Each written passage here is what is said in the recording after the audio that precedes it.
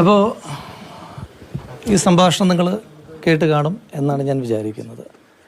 അപ്പോൾ എനിക്കിങ്ങനെ അതിനുശേഷം അവർ അന്നത്തെ ദിവസം ഞാൻ വിളിച്ചു. അതായത് ഇവർ പുറത്ത് പറയുന്ന ദിവസവും പിന്നെ ഉള്ളതെല്ലാം കാഷ്വൽ സംഭാഷണങ്ങളാണ്. അത് രണ്ടുപേര് തമ്മിലുള്ള കാഷ്വൽ സംഭാഷണങ്ങൾ. അതിനകത്ത് ഏതെങ്കിലും ഒരു മോശപ്പെട്ട കാര്യമൊന്നുമില്ല, അത് പുറത്ത് പറയേണ്ട കാര്യമില്ല.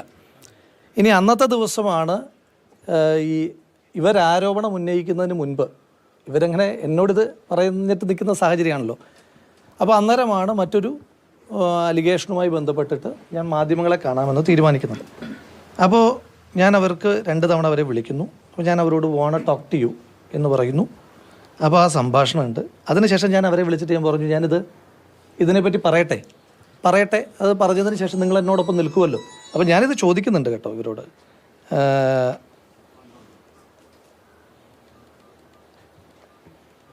അതായത് സംഭാഷണമാണല്ലോ. ഞാൻ സംഭാഷണം ഒരു കാര്യം എനിക്ക് പറയാനായിട്ടുള്ളത്, ഇപ്പോൾ അവർ പിന്നീട് പറഞ്ഞത് ലൈഫ് ത്രെട്ടനിങ് സിറ്റുവേഷൻ ആണെന്നാണ്. ഈ ലൈഫ് ത്രെട്ടനിങ് സിറ്റുവേഷൻ ആണെന്ന് അങ്ങോട്ട് ആ റിപ്പോർട്ടറാണ് പറഞ്ഞു കൊടുക്കുന്നത്. നിങ്ങളത് കേട്ടു. അങ്ങനെ ലൈഫ് ത്രെട്ടനിങ് സിറ്റുവേഷനിൽ നിൽക്കുന്ന ഒരാളായിരുന്നു അവരെങ്കിൽ, അങ്ങനെയുള്ള ഒരാളായിരുന്നെങ്കിൽ അവരിപ്പോഴും പുറത്ത് പറയില്ലായിരുന്നു. പോട്ടെ, അത് അവർക്ക് ഇഷ്ടമുള്ളപ്പോൾ പുറത്ത് പറയാമെന്ന് വിചാരിക്കാം. പക്ഷേ ആ റിപ്പോർട്ടർ വിളിക്കുമ്പം അത് അവരെന്നെ അറിയിക്കേണ്ട കാര്യമില്ലല്ലോ.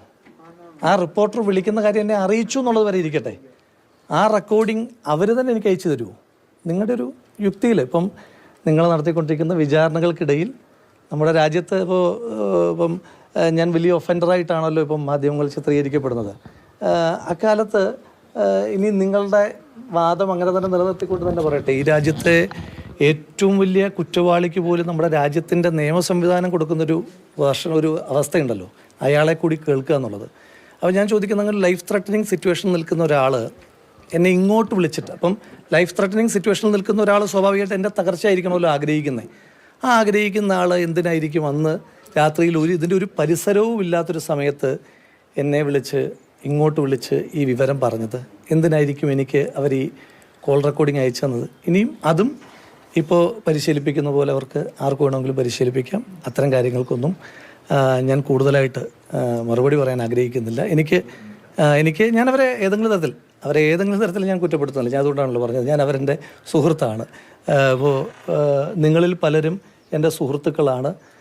എൻ്റെ സുഹൃത്തുക്കളായ നിങ്ങളിൽ പലരും ഇപ്പോൾ സ്വാഭാവികമായിട്ട് നിങ്ങളുടെ ഉത്തരവാദിത്വത്തിൻ്റെ ഭാഗമായി നിങ്ങളുടേതായ ജോലികൾ ചെയ്യുമ്പോൾ എനിക്ക് അതിൻ്റെ പേരിൽ നിങ്ങളെ തള്ളി പറയേണ്ട കാര്യമില്ലല്ലോ. അപ്പം നിങ്ങളിപ്പോൾ എനിക്കെതിരായി വാർത്ത കൊടുക്കുന്നതിൻ്റെ പേരിൽ നിങ്ങൾക്കെതിരായിട്ട് ഞാൻ പറയേണ്ടുന്ന കാര്യമില്ലല്ലോ. അപ്പോൾ അതുപോലെ തന്നെ ഇപ്പോൾ അവർ പറഞ്ഞു എന്നതിൻ്റെ പേരിൽ ഞാൻ തള്ളി പറയാനൊന്നും ഈ നിമിഷം നിൽക്കുന്നില്ല. പക്ഷേ ഈ വാർത്തകളുടെ വലിയ പേമാരിയുടെ കാലത്ത് ഇത്തരം ചില സംഭവങ്ങൾ നടക്കുന്നുണ്ട്. അത് ഇന്ന് നടന്നതല്ല, ഓഗസ്റ്റ് മാസം 1-ാം തീയതി നടന്നതാണ്. അതുകൂടി എനിക്ക് നിങ്ങളോട് പറയണമെന്ന് തോന്നി. അതുകൊണ്ടാണ് നമ്മൾ ഇപ്പോൾ നിങ്ങളെല്ലാവരെയും കാണാനായിട്ട് തീരുമാനിച്ചത്. ഇനിയും എനിക്ക് പറയാനുള്ള കാര്യങ്ങൾ, ജനങ്ങളോട് പറയാനായിട്ടുള്ള കാര്യങ്ങൾ, മറ്റ് കാര്യങ്ങൾ, ഒരുപാട് കാര്യങ്ങളെ പറ്റിയിട്ട് എനിക്ക് ജനങ്ങളോട് പറയാനായിട്ടുണ്ട്.